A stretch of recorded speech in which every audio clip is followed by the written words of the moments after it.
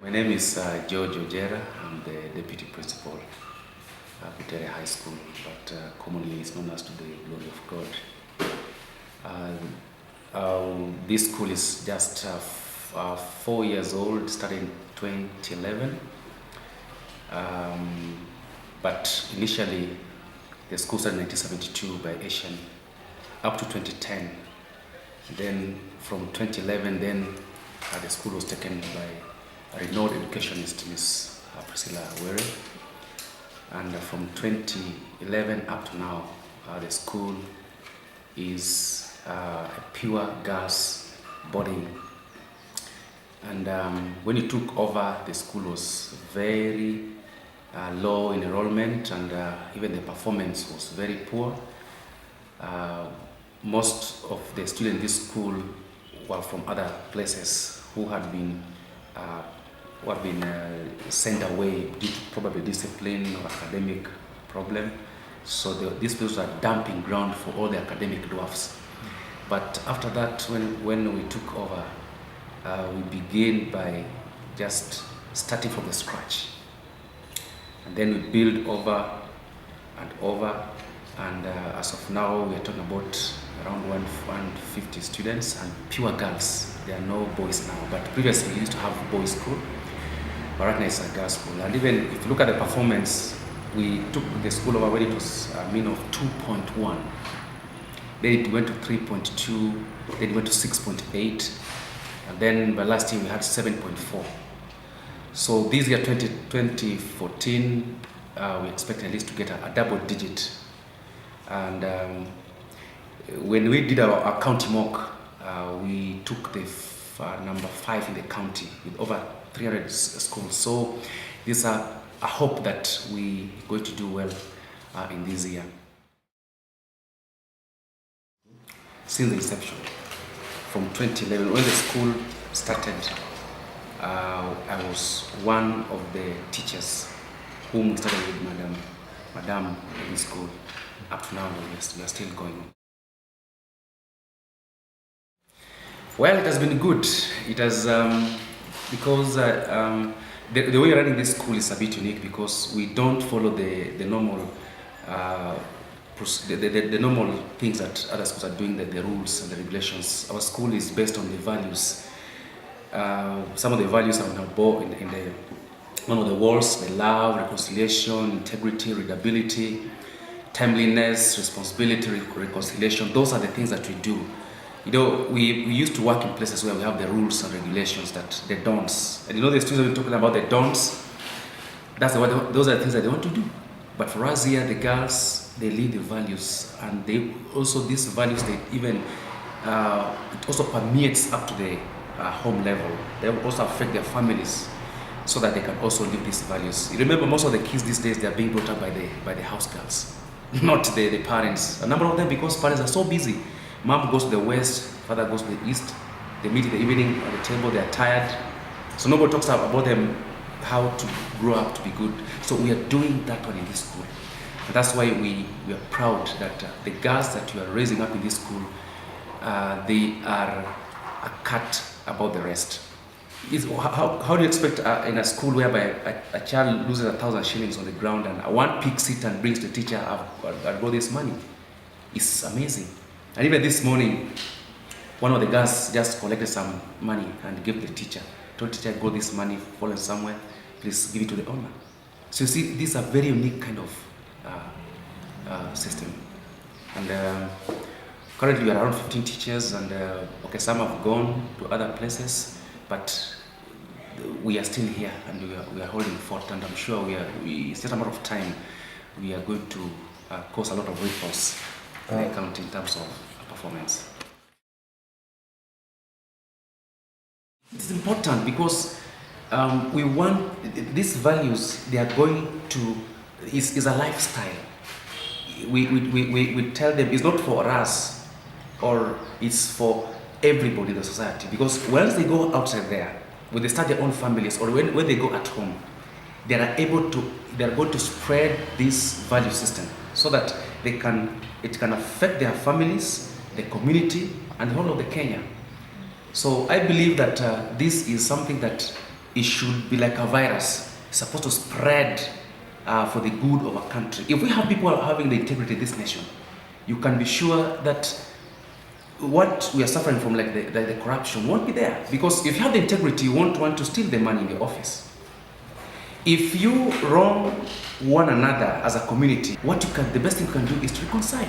You don't have to keep the grudges. You don't have to keep on fighting for over something. In fact, if Kenya was everybody was living a life reconciliation, what happened to 2007 will have not happened.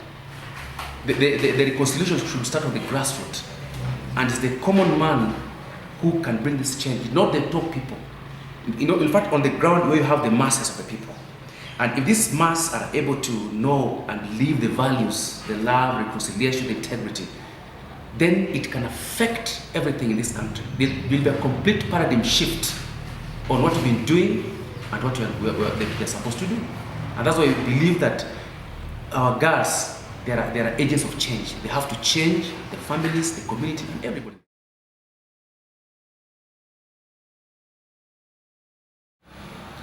They are able to love one another, regardless of their family backgrounds.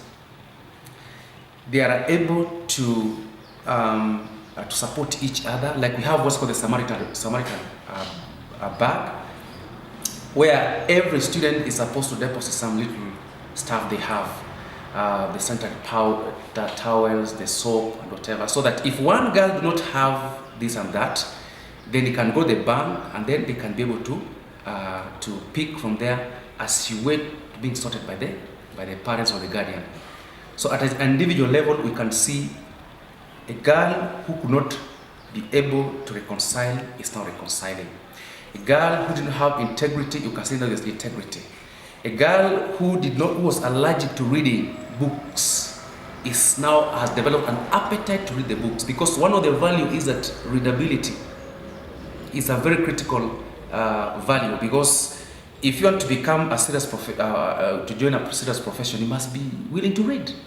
In fact, Kenyans only read when in high school, but after that we don't read. I think our reading culture is very poor, and that's why you are saying that that's one of the things that we can be able to inculcate to our girls. And you can see the girls actually, they have a lot of reading culture in them. One single stream each, from 1, from 12 to from 4, a single stream each. Although we have a space that we can even accommodate 2 streams up to from 4, but now we are still growing. And because of that, maybe with the time we might have 2 streams or even 3 streams. Yeah, and make use of the facility we have. Once our classrooms are already done,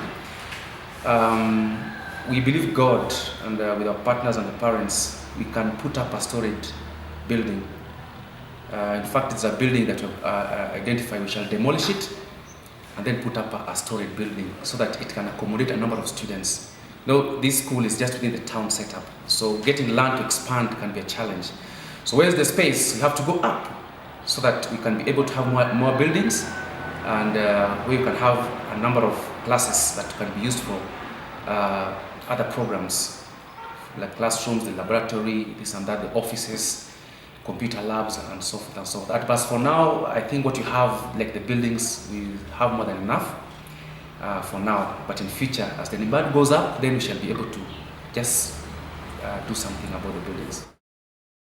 One, the numbers are small, they're small numbers, and it makes us, we teachers, to reach every student. You know, at a glance, when I come to class of maybe around 30 students, just at a glance, I can know who is here and who is not around, and I'll ask, where is so-and-so? Where is she? Is he sick or went home or anything? I'm able to do that.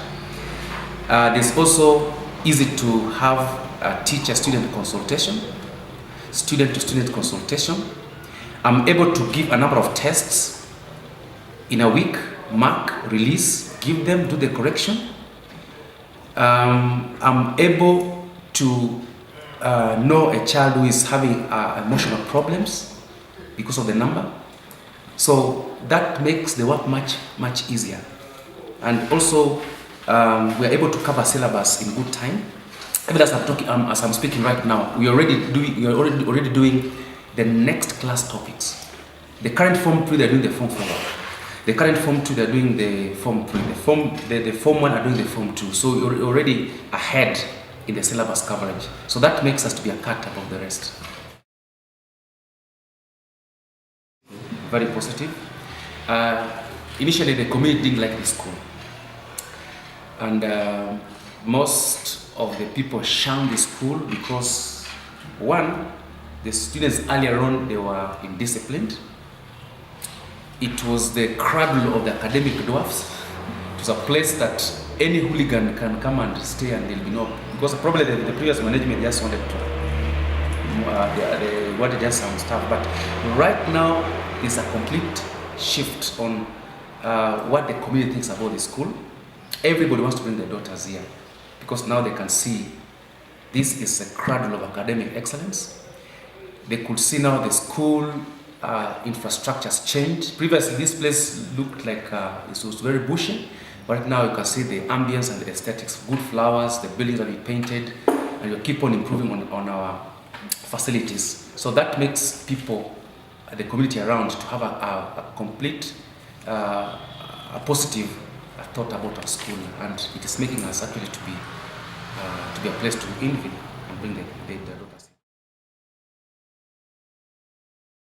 Well, the challenges is that, this issue of the fee problem. We have some girls here actually, they come from very, very needy backgrounds. And they can't pay the fee. And these are very sharp girls. They are go-getters. They are kids that you can count on. Grown the values and they are very smart. But they can't pay the fee. So what do? You can't chase them away. So we keep them just to, learn, and God willing, they get the good grades. But if we get supporters, maybe the institutions that can help these girls to pay their fees, I think we can move really far. So sometimes it's a challenge because even the director of the school even uses her own money to pay the fee for these girls. But those are some of the few challenges. And also, there are some structures that which we need to renovate and even improve on our library and even our laboratory so that it can have enough of the facilities there. I'm not saying that we have, but we need to keep on improving this and that so that you can become a place that can be a good place to learn.